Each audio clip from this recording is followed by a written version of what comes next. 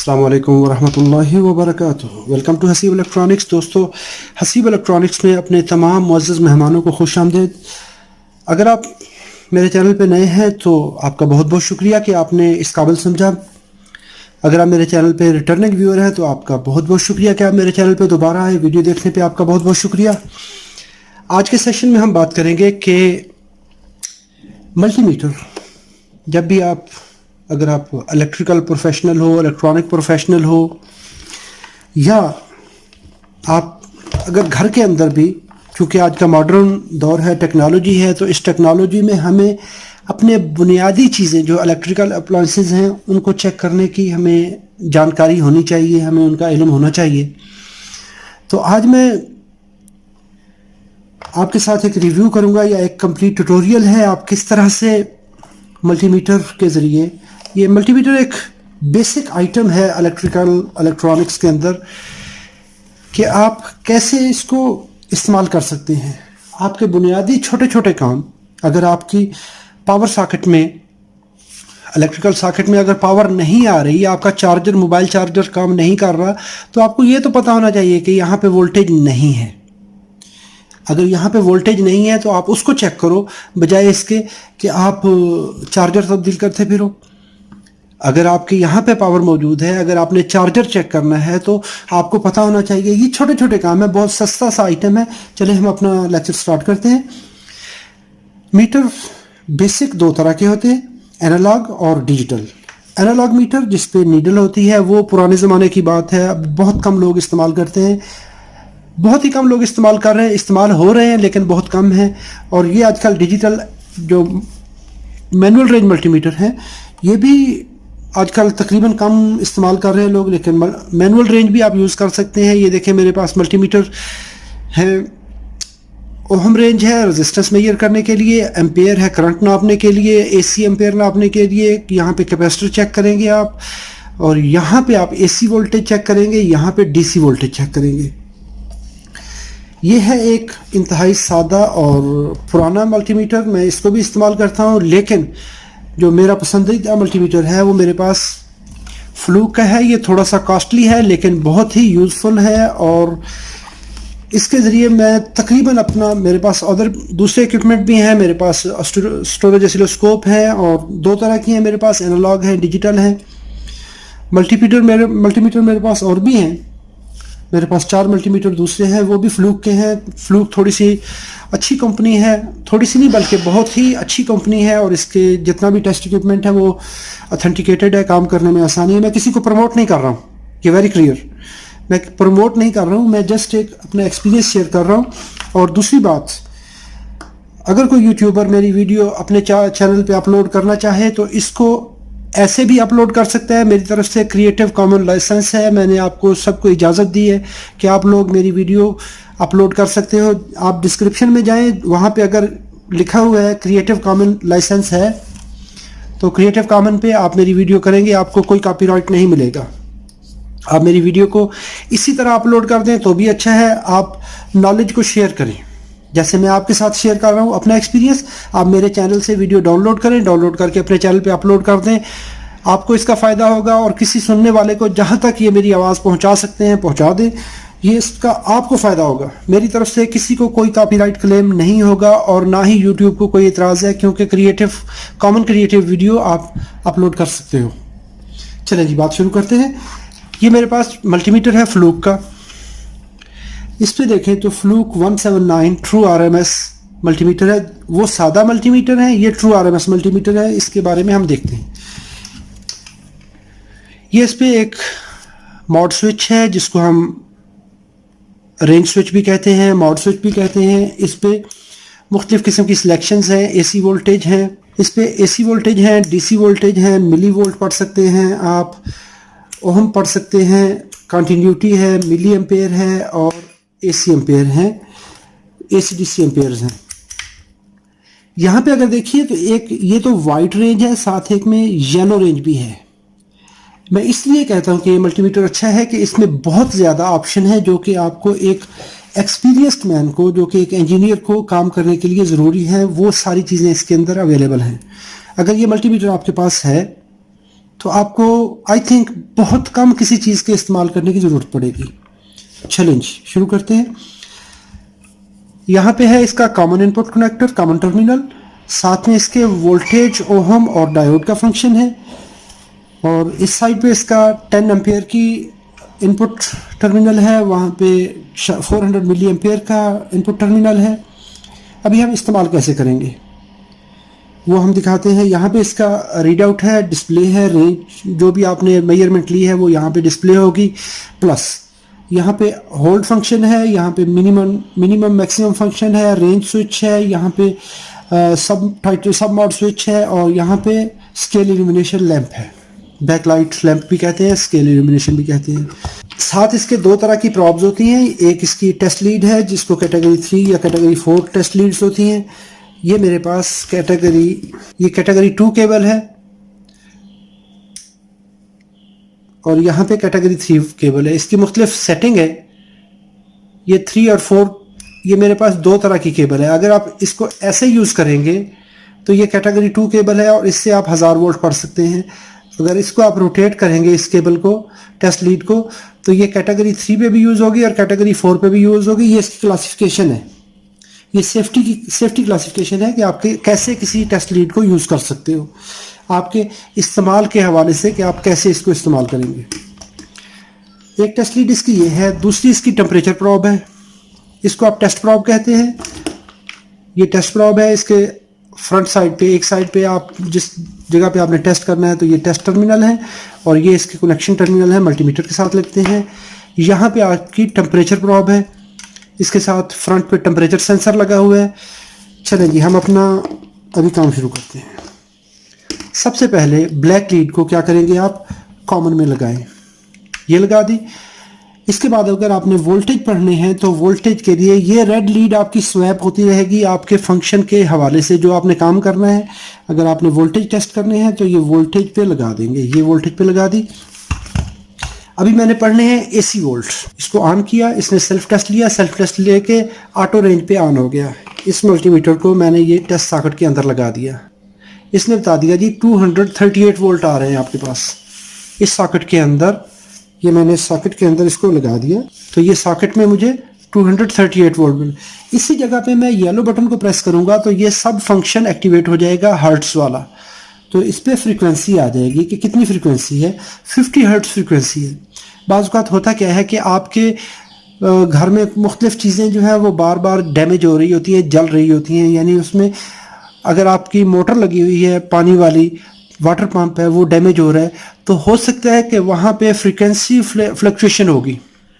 अगर frequency fall हो जाए, डाउन हो जाए, उसमें फ्लक्चुएशन आ जाए, तो भी आपके टीवी ख़राब हो रहे होते हैं। वोल्टेज तो आप चेक करते हैं, वोल्टेज ठीक है, लेकिन अगर फ्रीक्वेंसी चेंज हो रही है तो वहाँ पे आपको प्रॉब्लम आती है।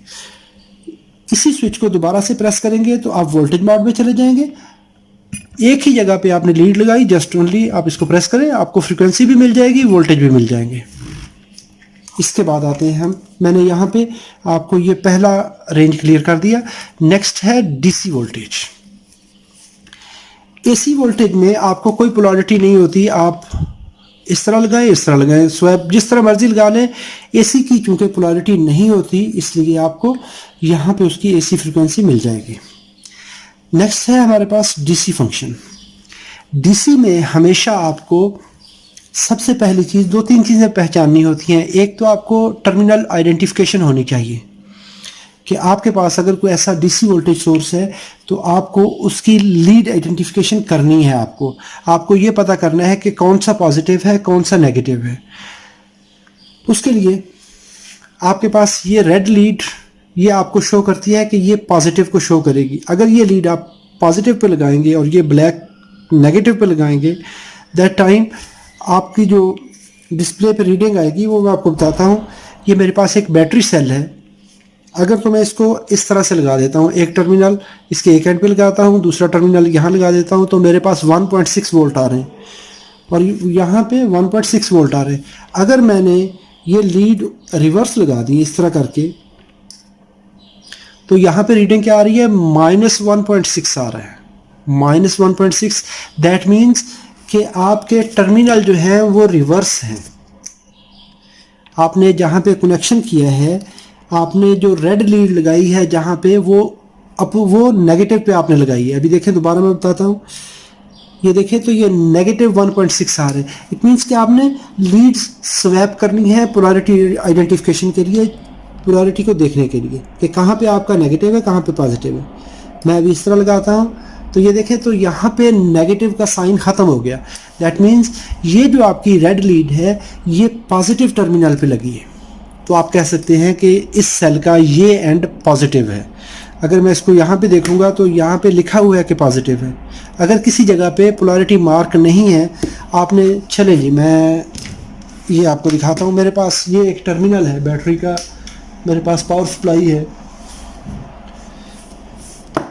मैं क्या करता हूँ कि मुझे कोई पता नहीं, आपको कोई इल्म नहीं है कि कौन सी लीड पॉजिटिव है, कौन सी नेगेटिव है। अगर तो मैं इस तरह लगा देता हूँ, इस लीड को इधर लगाया, इस पर कोई कलर कम्बिनेशन भी नहीं है, कोई कुछ भी नहीं है, आपको कोई पता नहीं चल रहा कि कौन सी लीड है। तो अगर आपने ये ब्लैक लीड को रेड पे लगा दिया, एक टर्मिनल को इसको इस पे लगा दिया, तो अभी आपके पास नेगेटिव साइन मार्क आ रहा है।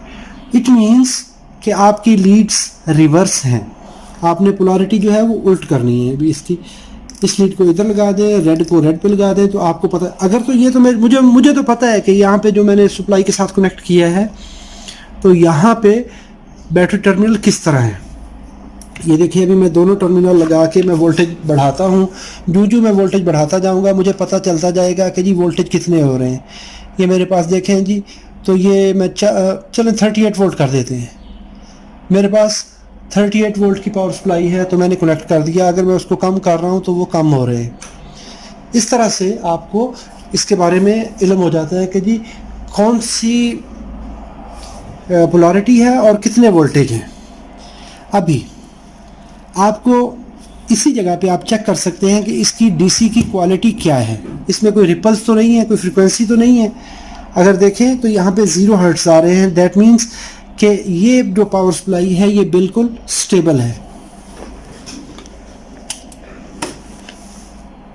वो पावर सप्लाई स्टेबल है। मैं इस मल्टीमीटर को थोड़ा सा साइड पे करता हूँ, मैं आपको एक क्लॉक सोर्स पे लगा के दिखाता हूँ।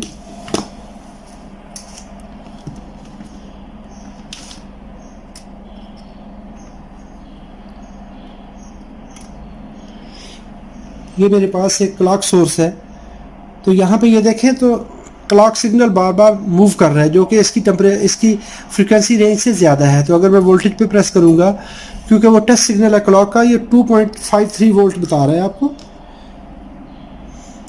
तो यहाँ पे जो फ्रीक्वेंसी इसकी आ रही है, अगर मैं इसको एसी पे रख के पढ़ूँगा तो यहाँ पे 1 किलोहर्ट्ज़ का टच सिग्नल आ रहा है।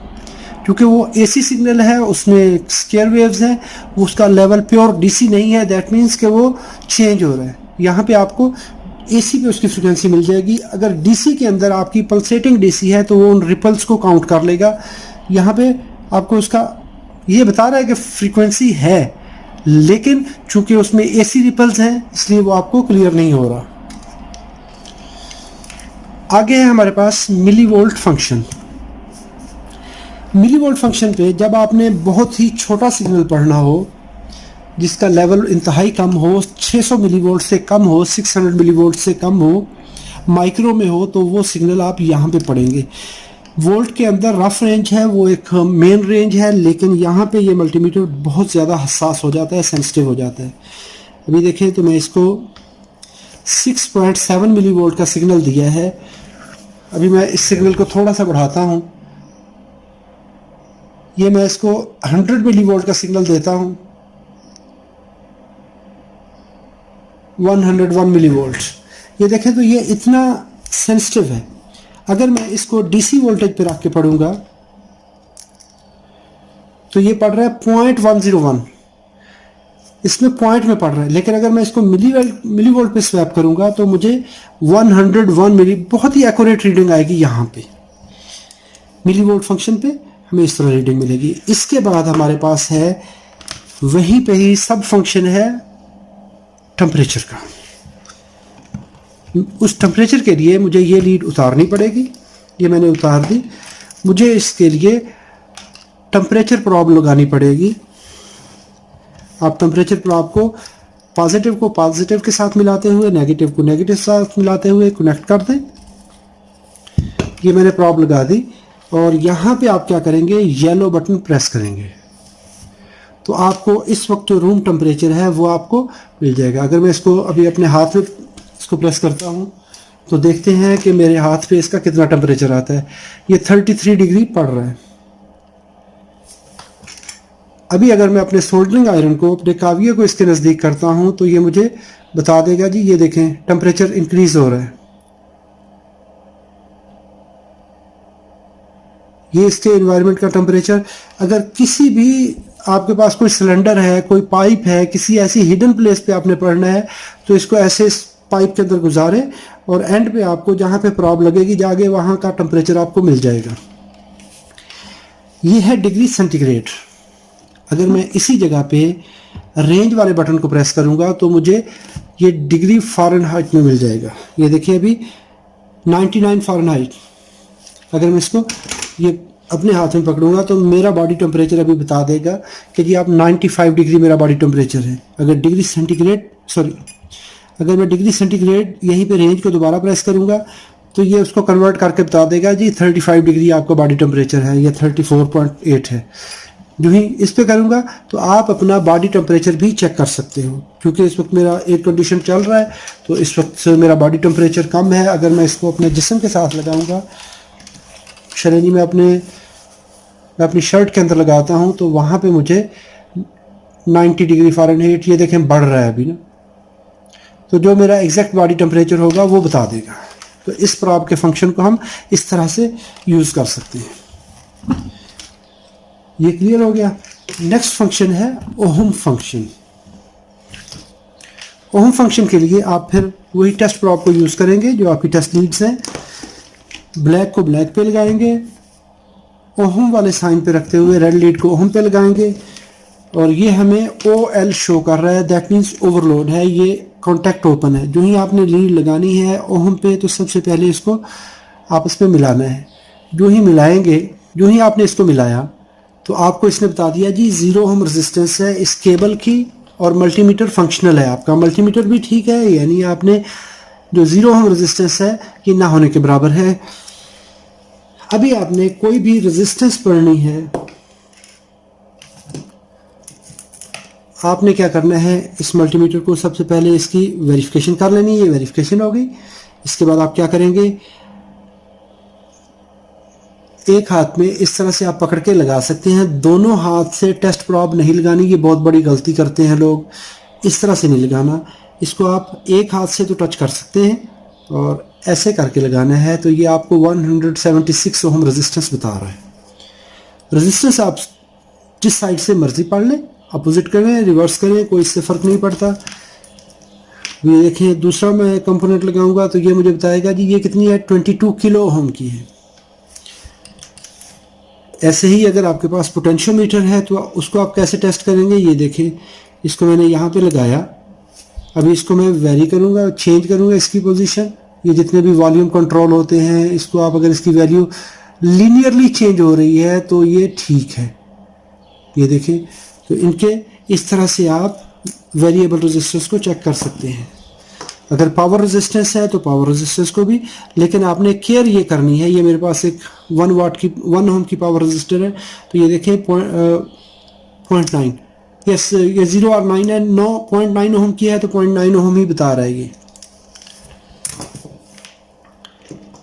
इसी तरह आपके पास अगर कोई रिले है वो अगर काम नहीं कर रही तो आप उसकी कॉइल को चेक कर सकते हैं कि जी उसमें कितने ओम रेजिस्टेंस है। अगर ये देखें तो इसके ये पॉइंट्स में मैंने रिले के कॉइल के पॉइंट पे लगाई है तो मुझे रिले का पता चल जाएगा कि इसकी कॉइल ठीक है। ठीक है, यहाँ पे आप इसके कॉन्टैक्ट रेजिस्टेंस पढ़ सकते हैं। अगर आपने रिले का चेक करना है पॉइंट कि जी वो फंक्शनल है भी या नहीं, तो आप उसको ये देखें, ये मुझे पता चल जाएगा जी इसकी 0 ओम रेजिस्टेंस है, दैट मीन कि ये कॉन्टैक्ट ठीक है। अगर किसी कॉन्टैक्ट के अंदर स्पार्किंग है तो वो भी आप चेक कर सकते हैं। रिले चेक होगी।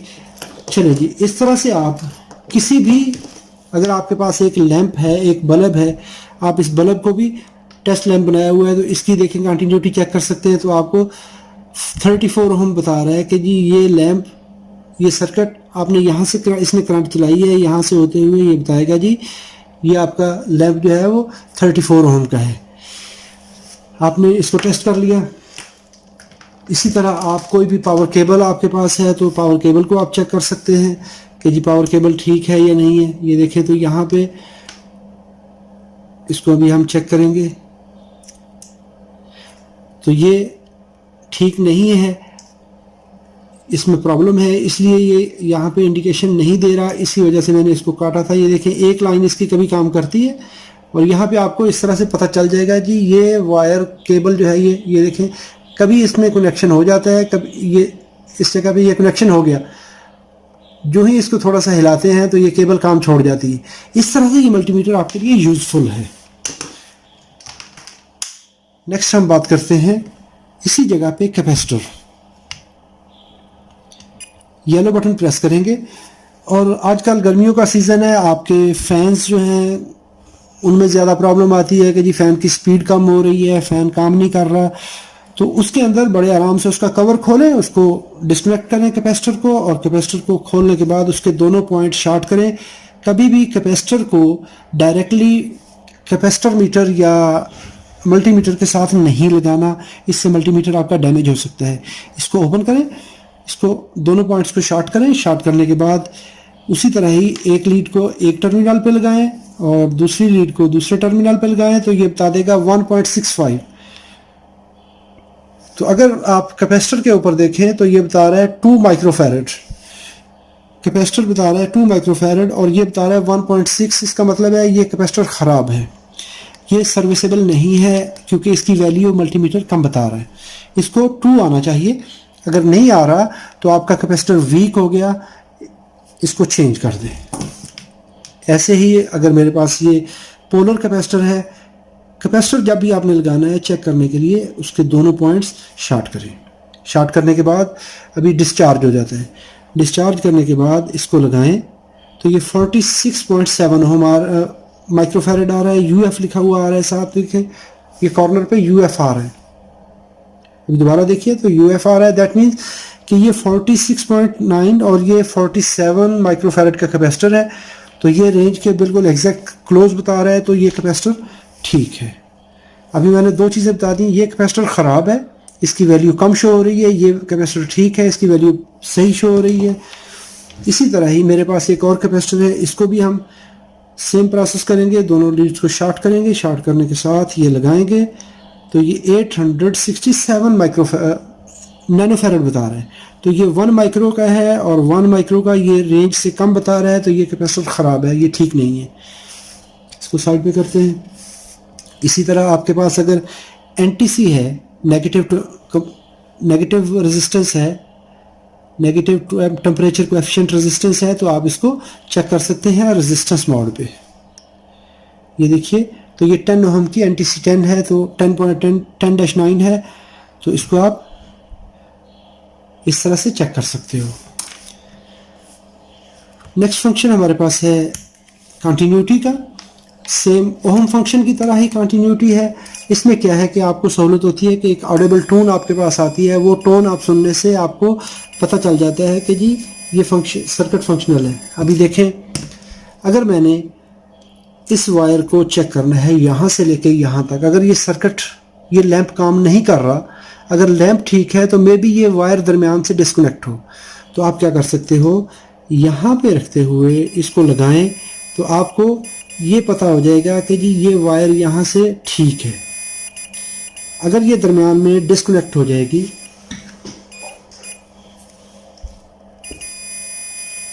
ये देखिए अगर ये दरमियान में से डिस्कनेक्टेड है तो ये सर्किट ओपन बताएगा। अब ये देखिए यहाँ से लेके यहाँ तक ये वायर ठीक है, करेक्ट है, ये फंक्शनल है। ये देखें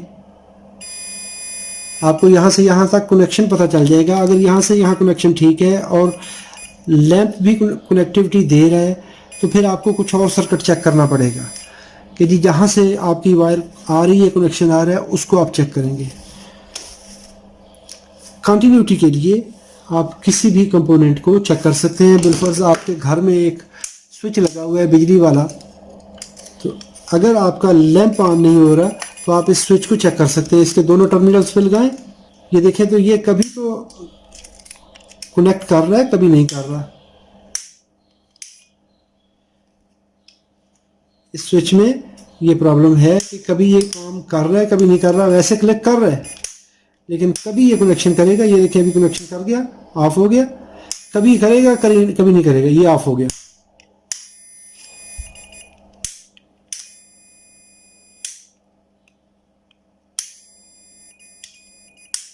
तो ये इस तरह से आप छोटी छोटी चीज़ें घर के अंदर जो है उसको आप चेक कर सकते हैं। नेक्स्ट उसी जगह पे हमारे पास है डायोड फंक्शन। येलो बटन को प्रेस करें, डायोड फंक्शन को एक्टिवेट कर लें। यहाँ पे मैं आपको दिखाऊंगा कि आप डायोड कैसे चेक कर सकते हैं।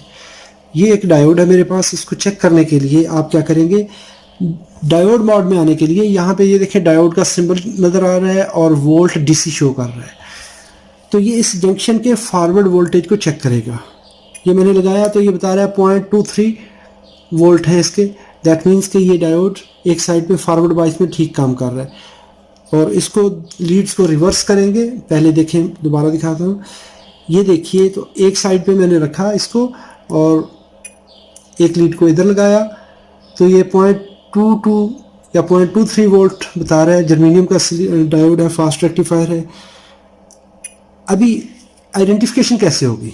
ब्लैक लीड डायोड में पॉजिटिव एनोड को कहा जाता है, नेगेटिव कैथोड को कहा जाता है। तो ये मीटर के अंदर, डिजिटल मल्टीमीटर के अंदर ब्लैक लीड नेगेटिव है। नेगेटिव अगर किसी डायोड के ऊपर बैंड नहीं बना हुआ, आईडी नहीं बनी हुई, आइडेंटिफिकेशन मार्क नहीं है, तो आप इसको लगाएं। जिस साइड पे इसकी रीडिंग आ जाए वो ब्लैक लीड वाली साइड कैथोड है और दूसरी साइड एनोड है। अगर मैं अभी लीड रिवर्स करूंगा, अगर मैं इसके पट्टी वाली साइड पे रेड लीड लगाई है, ये लगाऊंगा तो ये नहीं रीड करेगा। इसका मतलब है डायोड वन वे कंडक्टर है, एक साइड पे काम करेगा, एक साइड पे नहीं करेगा। ये हमारा काम हो गया। नेक्स्ट मेरे पास इसी तरह ही पावर डायोड है, तो इसको इस साइड पे इसने इंडिकेशन दी है और अभी इसको मैं ऐसे लगाऊंगा तो यहाँ पे इंडिकेशन नहीं है, यहाँ पे इंडिकेशन नहीं है। अभी मुझे ये पता चल जाएगा कि इसकी बॉडी कैथोड है और टर्मिनल एनोड है, इनर टर्मिनल एनोड है। इसी तरह ही मैं इसको लगाऊंगा तो यहाँ पे भी मुझे इसका पता चल जाएगा जी कौन सी बॉडी एनोड है, कौन सी कैथोड है। ऐसे ही आप ट्रांजिस्टर चेक कर सकते हो। ट्रांजिस्टर को चेक करने के लिए आप क्या करते हैं कि एक लीड को कॉमन कर लें। सबसे पहले दो लीडें हैं, दोनों में से किसी एक को कॉमन कर लें। ये देखें कॉमन लीड, आप इसको फर्जी तौर पे कॉमन मानते हैं। कॉमन, इसको इधर रखा, यहाँ पे लगाएं, दूसरी लीड पे लगाएं, कोई इंडिकेशन नहीं आई। अच्छा, अभी इस लीड को कॉमन कर लें उसी टर्मिनल पे रखते हुए। यहाँ पे देखें एक टर्मिनल इंडिकेशन दे रहा है, दूसरा नहीं दे रहा। एक टर्मिनल इंडिकेशन दे रहा है, दूसरा नहीं दे रहा। अभी इसी कॉमन लीड को उठाएं, एक टर्मिनल पे शिफ्ट कर दें। यहाँ पे इंडिकेशन नहीं दे रहा, यहाँ पे दे रहा है। ठीक है जी। अभी जब जिस टर्मिनल को कॉमन रखते हुए दोनों टर्मिनल इंडिकेशन देंगे तो वो आपका बेस होगा, कॉमन होगा। अभी ब्लैक लीड को इस टर्मिनल पे लगाएं, यहाँ पे कोई इंडिकेशन नहीं है, कोई इंडिकेशन नहीं है। ब्लैक लीड को हमने तीनों टर्मिनल्स पे चेक कर लिया, कोई इंडिकेशन नहीं आई। अभी रेड लीड को कॉमन मानते हैं। कॉमन मान के मैं रिपीट कर रहा हूँ, ये देखिए सिर्फ इस तरह से अभी दूसरे टर्मिनल पे ले जाएं इसको, रेड लीड को। यहाँ पे इंडिकेशन नहीं है, यहाँ पे इंडिकेशन नहीं है। अभी आप रेड लीड को उठा के इस टर्मिनल पे ले आए, इसको कॉमन बना लें तो ये देखिए यहाँ पे इसकी इंडिकेशन आ गई 0.46, इसकी इंडिकेशन आ गई 0.467। अभी 6 कंडीशन में पहले ब्लैक लीड को कॉमन रखे हुए इधर लगाया, ब्लैक इधर लगी, इधर लगाई, कोई रीडिंग नहीं आई। रेड को कॉमन रख के इधर लगाया, नई रीडिंग आई, दोनों टर्मिनल पे इधर लगाया, नहीं आई। जब रेड लीड को कॉमन इस पॉइंट पे लगाया तो दोनों टर्मिनल इसकी इंडिकेशन दे रहे हैं। तो अभी हमें ये पता चल गया कि ये बेस है, जो पॉइंट सेंटर में आएगा वो बेस होगा। अच्छा, अभी यहाँ पे आपने दो चीज़ें कंपेयर करनी है। अभी पहली चीज़ क्या है कि ये देखिए, ये रीडिंग कितनी है 464 है, ये रीडिंग कितनी है 467 है। जो रीडिंग ज़्यादा होगी वो क्या है, एमीटर है। जो रीडिंग कम आएगी वो है कलेक्टर। 464 कलेक्टर हो गया, 468 एमीटर हो गया। इसके बाद आपने क्या देखना है कि लीड रेड आपकी कॉमन कौन सी है, कॉमन लीड है आपकी रेड। और रेड देखें तो रेड पे ही होनी चाहिए। अगर आपने लीड यहाँ से स्वैप कर दी है तो फिर आप गलत करेंगे। रेड को रेड पे रखें, ये लीड आपकी इस टर्मिनल पे लगी तो ये हो गया P, positive. Positive, red lead is positive, positive for, आप इसको पी से कंसीडर करें, पी। और ये कलेक्टर आपका हो गया नेगेटिव एन, एमीटर हो गया नेगेटिव एन। तो ये ट्रांजिस्टर की टाइप हो गई N P N, N P N. किसी ट्रांजिस्टर में अगर आपकी ब्लैक लीड कॉमन होती है तो वो पी एन पी हो जाएगा। इसी तरह ही आप यहीं पे कंटिन्यूटी पे रखते हुए फ्यूज़ अगर आपने चेक करना है तो जस्ट फ्यूज़ यहाँ पे चेक कर लें, आपको फ्यूज़ की कंटिन्यूटी यहाँ पे मिल जाएगी। अगर आप डायोड पे ओहम पे रख के चेक करेंगे तो भी आपको उसकी कंटिन्यूटी मिलेगी और ओहमिक वैल्यू भी मिल जाएगी। इसी तरह ही आप किसी डायोड को चेक कर सकते हैं, एलईडी को चेक कर सकते हैं।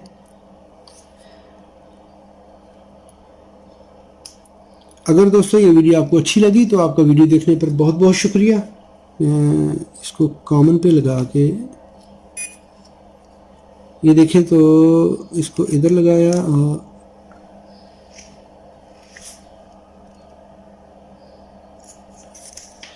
ये एलईडी आप ऐसे वेरीफाई कर सकते हैं। आगे हमारे दो फंक्शन रह गए हैं करंट मेजरमेंट के, उसको मैं अपने नेक्स्ट सेशन में करूंगा क्योंकि वीडियो काफ़ी लंबी हो गई है। तो वीडियो देखने पे बहुत बहुत शुक्रिया जी। अभी इसके कुछ ऑप्शन और हो गए रह गए, पावर ऑप्शन, और अभी तो काफ़ी चीज़ें रह गई हैं। चलिए इसके ऑप्शन ये क्लियर कर लेते हैं क्योंकि ये सर्किट हमें सर्किट डिस्कनेक्ट करके लगाना पड़ेगा, तो उसको मैं नेक्स्ट सेशन में आपको बताऊंगा। एक है इसका बैक लाइट ऑप्शन। अगर आप अंधेरे में काम कर रहे हैं जहाँ पे आपको रीडिंग पढ़ने में आसानी और आपको रीडिंग पढ़ने में मुश्किल हो रही है तो आप क्या करेंगे, ये देखें तो यहाँ पे अगर अंधेरे में है तो मुझे नज़र नहीं आ रहा तो इस बटन को प्रेस करूँगा, ये लाइट वाले बटन को प्रेस करूँगा तो ये 2 मिनट के लिए मुझे इसकी रीडिंग नज़र आएगी। ये बैक लाइट ऑन हो जाएगी और ये मैं आसानी से इसकी रीडिंग पढ़ सकता हूँ किसी भी अंधेरे वाली जगह पे। इस बटन से आप ऑन भी कर सकते हो, टॉगल ऑन ऑफ है। इसके बाद अगर आप किसी ऐसी जगह पे वोल्टेज पढ़ रहे हैं, चलिए ये देखें जहाँ पे वोल्टेज रीडिंग आपको पढ़ने में दिक्कत हो रही है तो आप इसको लगाएं, मल्टीमीटर को लगाने के बाद ये देखिए आपने इस होल्ड वाले बटन को प्रेस करना है। तो अभी आप अगर टर्मिनल उतार भी देंगे तो ये रीडिंग आपकी स्टेबल रहेगी। अगर इसको आपने प्रेस नहीं किया तो आपकी रीडिंग जो ही आप लीड उतारेंगे तो ख़त्म हो जाती है। अगर आप इसको यहाँ पे कनेक्ट करते हुए होल्ड का बटन प्रेस कर देंगे तो ये रीडिंग स्टेबल हो गई। पहला होल्ड का फंक्शन ये हो गया। इसके बाद है ऑटो होल्ड। ऑटो होल्ड को प्रेस कर दें तो अभी क्या होगा कि कहीं पे भी आप कनेक्ट करेंगे आपको कोई पता नहीं कि वो सिग्नल किस टाइम आता है। सिग्नल के आने का कोई टाइम नहीं पता कि जी वो सिग्नल कब आएगा। कोई पल्स आएगी तो आप पल्स की वैल्यू आपको नहीं पता चल रही तो आप क्या करेंगे, उसको इस जगह पे कनेक्ट कर दिया, ये उसकी सैंपल करके जब सिग्नल आएगा उसने रीड करके आपके पास नोट कर लिया। ये ऑटो होल्ड का फंक्शन है। मैं दोबारा बताता हूँ। आपको नहीं पता कि इस टर्मिनल पे कब वोल्टेज कितने आएंगे, क्योंकि एक पल्स आएगी चली जाएगी। आप उसको प्रेस करें, इसको कनेक्ट करके छोड़ दें। ये कनेक्ट कर दिया आपने, अभी मीटर खड़ा है, इस पर कोई रीडिंग नहीं आ रही। आपने कनेक्ट करके रखा हुआ है, कोई रीडिंग नहीं आ रही। जब उस पर सिग्नल आएगा, हो सकता है 1 मिनट के बाद एक पल्स आती हो, आप इसको लगा के छोड़ दें। जब रीडिंग आएगी खुद ब खुद ये कनेक्ट करके आपको बता देगा जी इतने वोल्ट की पल्स आई थी। ये है इसका ऑटो होल्ड। नेक्स्ट है मिनिमम मैक्सिमम फंक्शन। एक जगह पे वोल्टेज वेरिएशन हो रही है, वोल्टेज वेरिएशन हो रही है, आपको नहीं पता कि वो वोल्टेज कितने हैं, वहाँ पे चेंजिंग वोल्टेज है। कभी वो वोल्टेज स्पाइक्स आ रही हैं, कभी वो कम हो रहे हैं, कभी वो ज़्यादा हो रहे हैं। ये अक्सर जब हम पावर सप्लाई रिपेयर करते हैं तो आपको वहाँ पे मिनिमम मैक्सिमम फंक्शन को इस्तेमाल करना चाहिए। आप बड़ी आसानी से पावर सप्लाई को ट्रबल शूट कर सकते हो। आप ये फंक्शन अगर यूज़ करें मिनिमम मैक्सिमम का, ये अक्सर लोगों को मल्टीमीटर्स में होता है लेकिन लोग यूज़ नहीं करते क्योंकि उसका पता नहीं होता। इसको आप क्या करें, ये कनेक्ट कर दिया इस जगह पे और उसको मिनिमम मैक्सिमम फंक्शन ऑन कर दें। तो ये अभी आप उसको उतार दें। आपने उतारा, ये आपको बता देगा जी मिनिमम वोल्टेज इस सप्लाई में वेरिएशन है 0.041 वोल्ट थे और मिनिमम की साथ रीडिंग आ गई कि मिनिमम इतने वोल्ट आए हैं। मिनिमम वोल्ट ये रीडिंग आई है और मैक्सिमम वोल्ट ये रेंज, ये एवरेज वोल्टेज आए हैं और ये इसके मैक्सिमम 2.4 वोल्ट थे, मिनिमम -0.43 थे और एवरेज 0.44 वोल्ट थे। यानी उसके दरमियान में जो वेरिएशन थी, वेरिएंग वोल्टेज थे जो मैंने अभी कनेक्ट किए हैं, तो मैंने इसको वेरिएंग एम्पलीट्यूड दिया है। तो वेरिएंग एम्पलीट्यूड में उसने बता दिया कि जी ये 0 वोल्ट से लेके ये सिग्नल इस तरह वेरी कर रहा है इतने वोल्ट के दरमियान। तो ये आपका मिनिमम मैक्सिमम और एवरेज फंक्शन हो गया। उसमें फिर जो एवरेज वोल्टेज निकलेंगे, यानी जो 0 वोल्ट से लेके 2.4 तक दरमियान में जो उसने चेंज किया है, वेरिएशन दी है, तो 2.5 वोल्ट जो उसने दिया है, 2.4 वोल्ट एवरेज दी है। उसने कहा जी ये इसकी एवरेज वोल्टेज आ रहे हैं उसके अंदर, यानी जो ऊपर वाला लेवल भी क्लिप करके ये उसकी एवरेज सैंपल्स की एवरेज निकालेगा। नेक्स्ट है हमारे पास रेंज स्विच। रेंज बटन, ये ऑटो रेंज मल्टीमीटर है, लेकिन अगर आप इसको खुद से एक रेंज डिफाइन करना चाहते हैं एक अच्छी एक्यूरेसी के लिए, तो ये इसको प्रेस करेंगे। अभी ये पहली है मिनिमम रेंज 6 वोल्ट की। अभी मैं दिखाता हूँ आपको, पहले तो मैं आपको ऑटो रेंज क्लियर कर दूँ ना। अभी देखिए आपने एक ऐसी जगह पे लगाया, सबसे पहले तो इसने अपने आप को रखा 6 वोल्ट की रेंज के अंदर। अब ये देखें तो 6 वोल्ट शो हो रहे हैं। तो मैं अभी वोल्टेज बढ़ाता हूँ, जो ही बढ़ाया ये बढ़ना शुरू हो गया। बार बढ़ते बढ़ते जो ही इसके लेवल पे पहुँचेगी 5.8 6 वोल्ट तक पहुँची है, तो इसने रेंज चेंज कर दी है, 60 वोल्ट रेंज हो गई है, 60 वोल्ट की रेंज हो गई। अभी हमारी रेंज कौन सी होगी, 60 वोल्ट की। पहले एक्यूरेसी क्या थी, जो ही वोल्टेज कम होंगे, पहले देखिए अभी ये 2 डिजिट में आ गया, 2 डिजिट एक्यूरेसी आ गई है। अगर आप रेंज कम रखेंगे तो ये 3 डिजिट एक्यूरेसी आ गई है, 4.3 दिस वोल्टेज, 4.162 वोल्टेज आ गए। तो अगर आप खुद से एक रेंज डिफाइन करना चाहते हैं तो ये देखें, तो इसको मैनुअल रेंज में करेंगे तो ये इसने 6 वोल्ट तक तो पढ़ रहा है। 6 से ज़्यादा जो ही कनेक्ट करेंगे तो क्या होगा, मैं अभी इस जगह पे एक 9 वोल्ट बैटरी लगाता हूँ। तो ये 9 वोल्ट मैंने लगाई तो इसने बता दिया जी ओवरलोड है, यानी जो वोल्टेज आपने लगाए हैं वो इस मल्टीमीटर की रेंज से ज़्यादा है, क्योंकि रेंज इसको बता दी कि 6 वोल्ट से ज़्यादा आपने पढ़ना ही नहीं है। इसको जब मैंने ये लगा दिया तो इसने 6 वोल्ट पे बता दिया मुझे कि जी ये 6 वोल्ट से ज़्यादा है, तो इसकी मैं रेंज चेंज करूँगा। जो हमारे मैनुअल रेंज मल्टीमीटर होते हैं उनके अंदर यही प्रॉब्लम हमें होता है कि जब आपको इल्म नहीं है तो अक्सर औकात मल्टीमीटर हमारे डैमेज हो जाते हैं इसी वजह से। तो इसलिए मैं इसको कम यूज़ करता हूँ। अगर आपने इस मल्टीमीटर को यूज़ करना है तो सबसे पहले आप ऊपर वाली रेंज सेलेक्ट करेंगे, बड़े वाली रेंज। बिलफर्ज आप 12 वोल्ट को चेक करना चाहते हैं तो आप हो सकता है 12 की बजाय 22 वोल्ट आ रहे हो, तो 20 वोल्ट से ज़्यादा देंगे तो ये मल्टीमीटर डैमेज होने का ख़तरा होता है। आप क्या करेंगे, 200 वोल्ट रेंज लगाएंगे, उस पर मल्टीमीटर पढ़ेंगे। अगर वो बताता है कि जी 19 वोल्ट है, 18 वोल्ट है, तो अब तब जाके आप रेंज इसकी चेंज कर लें। पहले आप ये बड़ी रेंज पे पढ़ें, उसके बाद छोटी रेंज पे आएँ। अभी मैंने इसकी 60 वोल्ट रेंज की है, तो अभी मुझे ये मल्टीमीटर बताएगा 8.69, ये मुझे 2 डिजिट एक्यूरेसी बताएगा। अगर मैं फिर रेंज चेंज करता हूँ तो ये मुझे 1 डिजिट एक्यूरेसी आ जाएगी, और यहाँ पे जो आप रेंज इंक्रीज़ करते जाते हो एक्यूरेसी कम होती जाती है। 8.7 वोल्ट। अगर मैं इसको 1000 वोल्ट की रेंज लगाता हूँ, सबसे हायर रेंज लगाता हूँ, तो ये मुझे बताएगा 9 वोल्ट आ रहे हैं। अभी देखिए दोबारा छोटी रेंज पे कहा है उसने, 6 वोल्ट वाली रेंज पे उसने कहा जी ये ओवरलोड है। बड़ी रेंज पे बताया उसने कहा जी ये वोल्टेज 8.6 है, 2 डिजिट एक्यूरेसी आ गई हमारे पास। और यहाँ पे उसने बता दिया 8.6 है, 8.7 आ गए। छोटी रेंज पे बताया था 8.67, यहाँ पे 8.7 आ गए। यहाँ पे मुझे रफ रेंज बता देगा जी 9 वोल्ट है अप्रॉक्सीमेटली। यहाँ पे एक्यूरेसी इसकी कम हो जाती है। इसके बाद इसके हिडन फीचर हैं। अगर आप होल्ड को प्रेस रखेंगे, अगर आपने इसका सेल्फ टेस्ट लेना है, ऑन करें और बटन को प्रेस रखें तो आपका पूरा पैनल टेस्ट हो जाएगा, डिस्प्ले टेस्ट हो जाएगा। ये है इसका सेल्फ टेस्ट। अभी आप मैक्स और मिनी को बटन पर प्रेस रखेंगे और इसको ऑन करेंगे, प्रेस रखते हुए ऑन करेंगे तो ये इसकी बीप ऑफ कर देगा। अभी इसकी बीप डिसेबल हो गई।